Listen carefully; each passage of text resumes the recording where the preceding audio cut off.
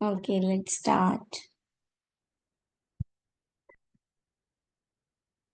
हाँ जी, चैप्टर 2 हमारा कंप्लीट हो चुका है। चैप्टर 3 कर रहे हैं हम। ठीक है, दैट इज डिमांड एस्टिमेशन। कल हमने डिमांड पढ़ा, लॉ ऑफ डिमांड पढ़ा। क्लियर है? डिमांड और लॉ ऑफ डिमांड क्लियर है? ये बेसिक है। अगर आपको ये बेसिक क्लियर होंगे तभी आप आगे जा सकते हो। तो अपने बेसिक्स क्लियर रखो। लॉ क्लियर है, लॉ ऑफ डिमांड क्लियर है, इक्विलिब्रियम क्लियर है। अब हम पढ़ने जा रहे हैं डिमांड एस्टिमेशन, यानी कि जो डिमांड है उसको एस्टिमेट कैसे करना है। डिमांड पता कैसे चलेगा कि इतनी डिमांड हो रही है गुड की। ठीक है, तो सबसे पहले क्या है, level of demand forecasting. Forecasting क्या होता है? अनुमान लगाना। ठीक है, आने वाले टाइम का अनुमान लगाना, आने वाली चीज का अनुमान लगाना। इसमें डिमांड फोरकास्टिंग है, यानी कि आने वाली डिमांड का फोरकास्ट करना, आने वाली डिमांड को क्या करना, अनुमान लगाना। If the exercise aim at firm level के ऊपर क्या होता है, लेवल्स के अकॉर्डिंग है ये।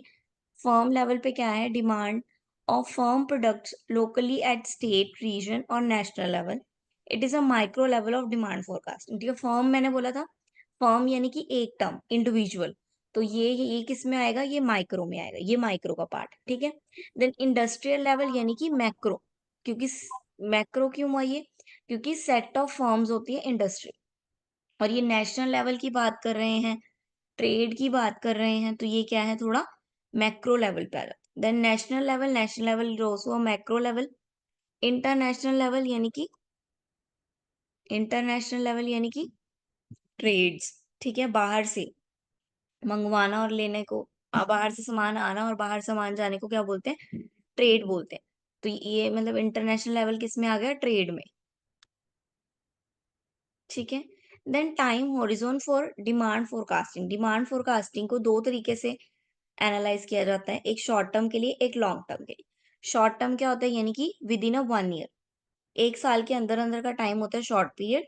और एक साल से अबव जितना भी टाइम होता है वो क्या होता है, लॉन्ग टर्म। ठीक है, कई लोग इसको 3 टर्म में भी बांटते हैं, शॉर्ट टर्म, मिडल और लॉन्ग। मिडल में क्या आता है, 5 साल तक। ठीक है, 1 से लेके 5 साल के बीच में मिडल, और 5 साल से अबव दैट इज लॉन्गर। ठीक है, इन्होंने दो में ही बांटा है, शॉर्ट और लॉन्ग। शॉर्ट में 1 साल से कम, 1 साल से कम, और 1 साल से ज्यादा जितना भी होगा वो लॉन्ग टर्म में आएगा। ठीक है, अब शॉर्ट टर्म डिसीजंस कौन से हो गए, फिक्स्ड कॉस्ट और फ्लेक्सिबल कॉस्ट। ठीक है, फिक्स्ड कॉस्ट तो शॉर्ट टर्म में ही होती है। ठीक है, फिक्स्ड कॉस्ट जो होती है वो शॉर्ट टर्म में ही होती है, और लॉन्ग टर्म में सारी कॉस्ट क्या होती है, वेरिएबल होती है।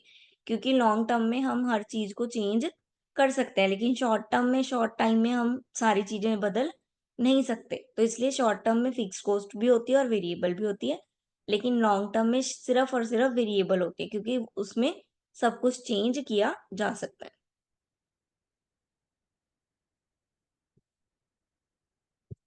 नेक्स्ट आ गया categorisation by nature of good. Nature of good के अकॉर्डिंग गुड्स को कैटेगराइज किया है। ठीक है, दो तरह के गुड्स बना दिए हैं नेचर के हिसाब से, एक है कंज्यूमर गुड और एक है कैपिटल गुड। कंज्यूमर गुड क्या है, जो कंज्यूमर जो है वो लेता है कंज्यूम करने के लिए, यानी कि यूज करने के लिए। ठीक है, एक कंज्यूमर ने गुड खरीदा कंज्यूम करने के लिए, वो होगा कंज्यूमर गुड।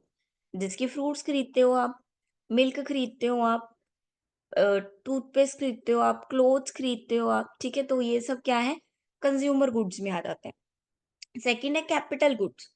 कैपिटल गुड्स यानी कि आप मशीनरी खरीद रहे हो। ठीक है, आप कच्चा माल खरीद रहे हो, रॉ मटेरियल खरीद रहे हो। ठीक है, सीमेंट खरीद रहे हो।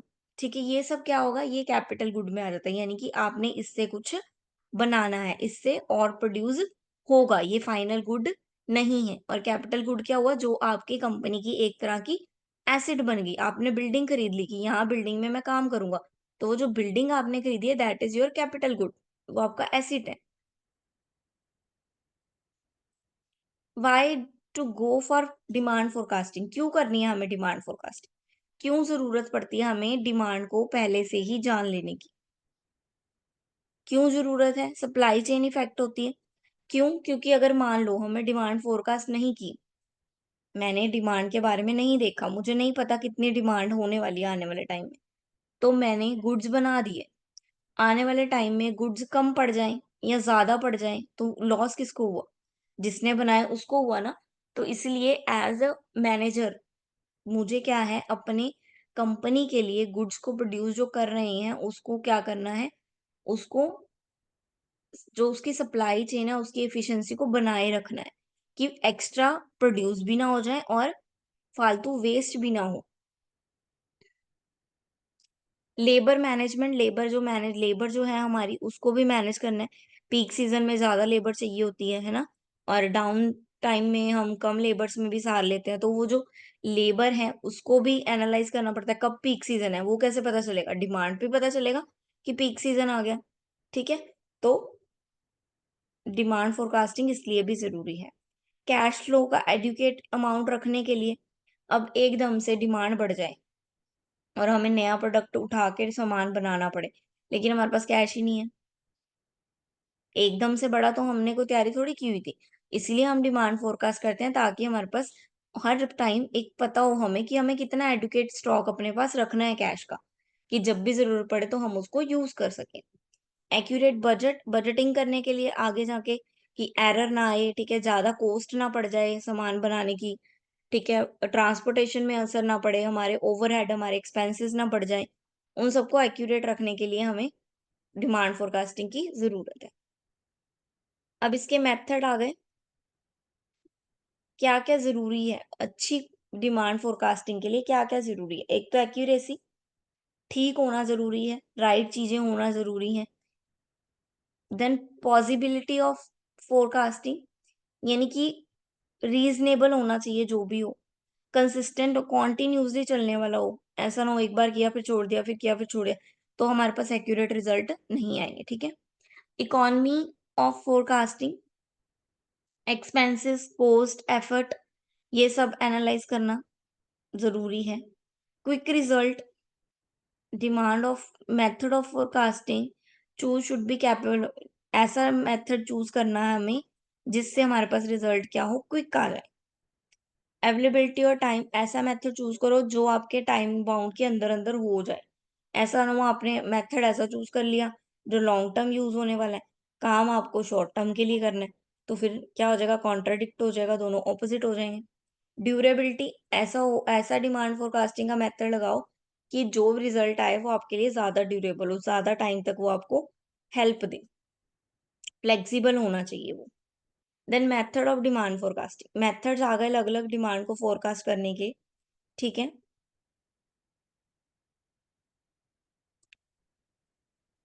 ठीक है, आप अभी पहले क्वालिटेटिव मेथड है, फिर क्वांटिटेटिव मेथड, 2 तरह के मेथड हैं।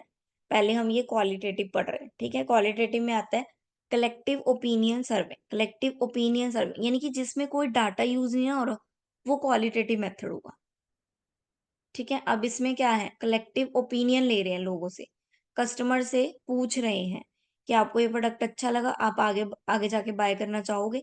अगर कल हम लॉन्च करें तो आप खरीदोगे?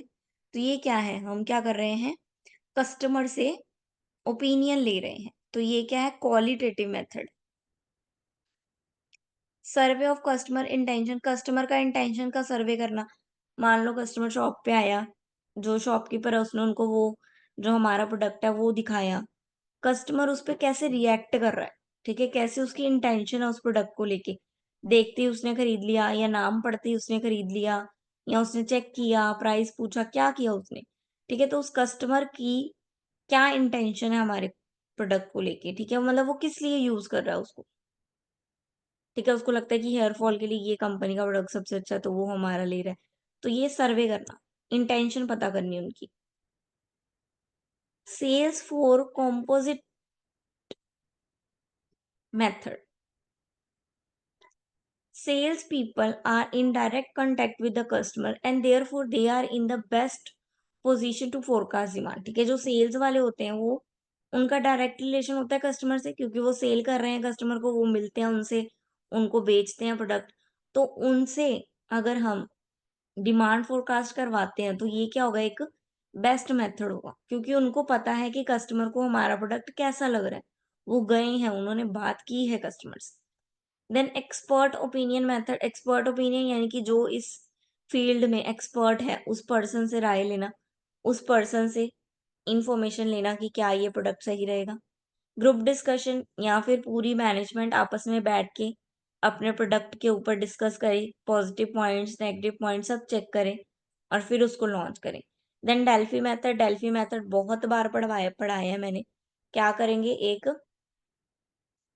एक क्या करेंगे, एक तरह की कोल्ड वॉर होती है ये। इसमें क्या होता है, सब लोग बैठे हैं आराम से शांति से, सबको एक एक पेपर दे दिया, उन्होंने अपना अपना आंसर देना है उस क्वेश्चनों का जो उस पे लिखे हैं।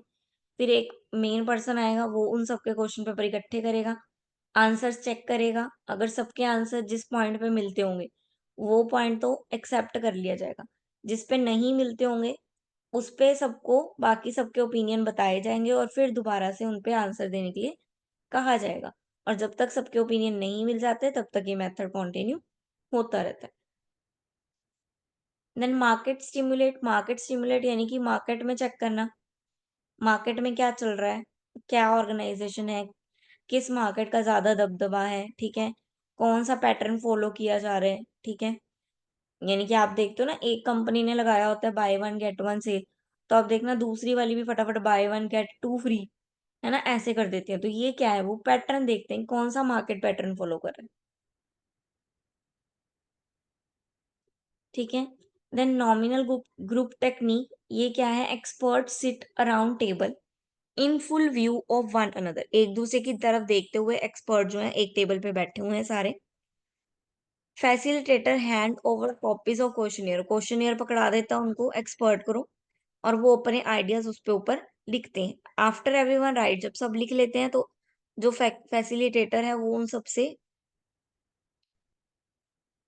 सबके आइडिया शेयर करता है, उसी ग्रुप में सबको उसके आइडिया शेयर करता है। जो रिटर्न होता है वो clip charts which each one, मतलब कि शिफ्ट कर देता है चार्ट्स, किसी का पेपर किसी को दे देता है, किसी का पेपर किसी को दे देता है। देन उसके बाद क्या है, जो आइडिया रोटेट हुए उस पर डिस्कशन की जाती है, ठीक है? हमारे पास अब 15 से 20-25 आइडिया आ गए, सबके सबके आइडियाज आ गए अलग अलग। अब उन आइडियाज पे डिस्कशन की जाती है, ठीक है? सब एक्सपर्ट जिन्होंने आइडिया दिया वो सब अपने अपने आइडिया एक्सप्लेन करते हैं कि हमने ये क्यों दिया। और फिर जैसे जैसे आइडियाज कम होते जाते हैं, जो जो आइडिया कम अच्छे लगते हैं वो कम होते जाते हैं, कम होते जाते हैं, फिर देन आप एक एक पॉइंट पे पहुंचते हो जहाँ पे एक आइडिया पे पहुंचते हो जहाँ पे सब लोग बराबर हो जाते हैं, सबको वो आइडिया ओके लग जाता है। आप फिर आइडिया को रैंक दे देते हो कि ये पहले ये करना है, दूसरे पे ये, तीसरे पे, ठीक है? जैसे plan A, plan B, plan C, वो। देन सिंपल एवरेज मेथड यानी कि आप सिंपल एवरेज निकाल दोगे, जितनी भी डिमांड हुई है उस पीरियड के दौरान उसको नंबर ऑफ पीरियड के साथ डिवाइड कर दोगे, ठीक है? मान लो 3 साल की डिमांड हम देख रहे हैं, तो 3 साल की जितनी जितनी डिमांड थी तीनों सालों की, तीनों को प्लस करेंगे और नीचे डिवाइड बाय 3 कर देंगे, क्योंकि नंबर ऑफ पीरियड यानी नंबर ऑफ ईयर क्या है, 3 है। देन मूविंग एवरेज आ गया। मूविंग एवरेज में क्या होएगा, नंबर ऑफ चूजन पीरियड, जो हमने चूज किया है ना पीरियड, उस पीरियड का सम करेंगे और उसी चूजन पीरियड के नंबर लिखेंगे। मान लो मैं बोल रही हूँ 2, 4, 6, 8, 10, मैंने ऐसे चूज किए हैं पीरियड, तो 2, 4, 6, 8, 4 हो गए मेरे पास, नंबर ऑफ चूजन पीरियड 4 हो गए। और उन्हीं 4 पीरियडों में जितनी जितनी डिमांड होगी, 2 में जितनी डिमांड है, 4 में जितनी, 6 में जितनी, 8 में जितनी, इन चारों में जितनी जितनी डिमांड है उन सबको टोटल कर देंगे, उन सबका total divide by 4। Weighted average, ये आपने किया हुआ है, एक वेटेज दिया होता है, आपके पास एवरेज नंबर दिए होते हैं, दोनों को आप मल्टीप्लाई करते हो तो आपको वेटेड एवरेज आ जाता है। वेटेज एवरेज को आप नंबर के साथ डिवाइड कर देते हो। रिग्रेशन क्या है, टू वेरिएबल के बीच में रिलेशनशिप बताता है, ठीक है? टू वेरिएबल के बीच में क्या बताता है, रिलेशनशिप बताता है, लिंक बताता है आपको। देन इकोनॉमिक मॉडल क्या है, इकोनॉमिक मॉडल थोड़ा सा कॉम्प्लेक्स है। Demand for passenger transport is not only depend upon the top population of the city, geographical area, industrial units, their location etcetera, ठीक है? जो ये कह रहा है कि एक चीज पे बेस नहीं होता सब कुछ, हर चीज अलग अलग चीजों पे बेस होती है। जैसे आप बोल रहे हो कि एक पैसेंजर ट्रांसपोर्ट में अगर सफर नहीं कर पा रहा है, या एक पर्सन जो है ट्रांसपोर्ट में सफर कर रहा है, वो सिर्फ इसीलिए नहीं सफर कर रहा कि पॉपुलेशन बहुत है। कोई भी कारण हो सकता है, उसकी जगह का कारण हो सकता है, उसकी इंडस्ट्री का कारण हो सकता है, उसका कोई ज्योग्राफिकल एरिया का कारण हो सकता है, ठीक है? Then time series analysis, time series के एनालिसिस में क्या होगा? जब आप टाइम के according calculate, it is easy to calculate, ठीक है? जैसे कि method was introduced earlier in the chapter and used to estimate demand, whether demand estimation required the use of one and more independent variable and interact relationship between these variables get more importance, ठीक है? आप दो independent variable, दो अलग अलग variable ले लेते हो और उनको देखते हो कि वो टाइम पीरियड में कैसे वर्क कर रहे हैं, ठीक है? मान लो मैंने बिल्ली और चूहे की ग्रोथ देखनी है, तो दोनों मैंने दोनों इंडिपेंडेंट ले लिए, दोनों एक दूसरे पर डिपेंडेंट है, दोनों अलग अलग है, ठीक है? दोनों की ग्रोथ के ऊपर मैं देख रही हूँ, तो वो टाइम पीरियड पे देख रही हूँ कि 2 साल बाद वो कैसे दिख रहे हैं, 4 साल बाद वो कैसे दिख रहे हैं। ट्रेंड ट्रेंड आपको पता ही है जो चल रहा है मार्केट में, जो फॉरवर्ड हो रहा है वही मूवमेंट हो रही है, जो वो सिलेंड्रिकल फ्लक्चुएशन, ये क्या है? जनरल इकोनॉमिक कंडीशन है। If one were to observe data for the GDP over time, a long run upward trend would be evident, also evident, ठीक है? यानी कि जिस टाइप ट्रेंड जा रहा है उस टाइप ही हम अपना मूवमेंट ले लेंगे। सीजनल फ्लक्चुएशन, सीजन की वजह से, जैसे गर्मी आई तो गर्मियों के कपड़े बिकने शुरू हो गए, सर्दियां आई तो सर्दियों के कपड़े, ऐसे। इरेगुलर, इरेगुलर क्या है? कुछ भी रेगुलर ना होना।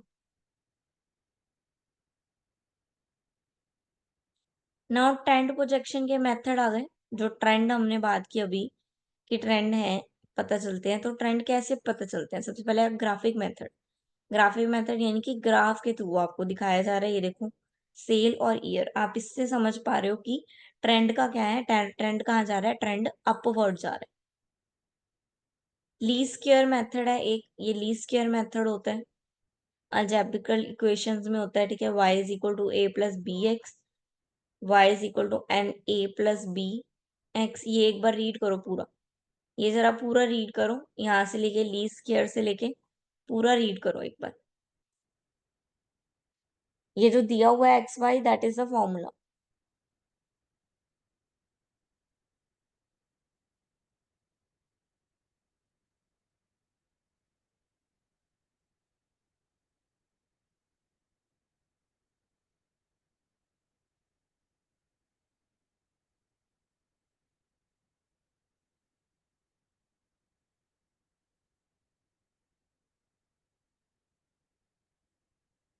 हाँ जी, हो गया रीड, समझ में आया?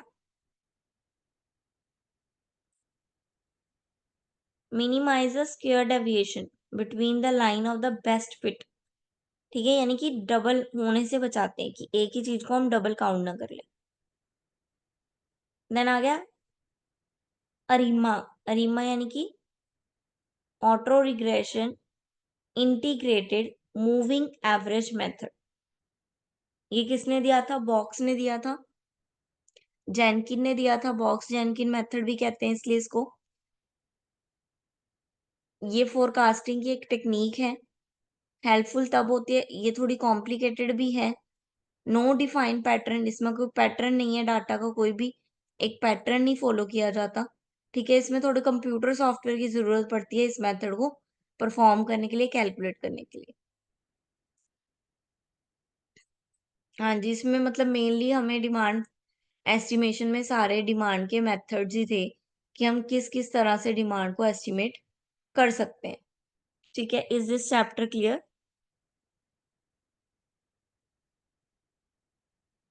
चैप्टर क्लियर है सबको?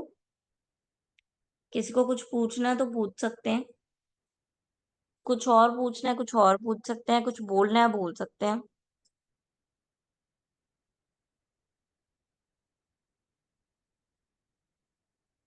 हाँ जी, anyone? Is this chapter clear to all?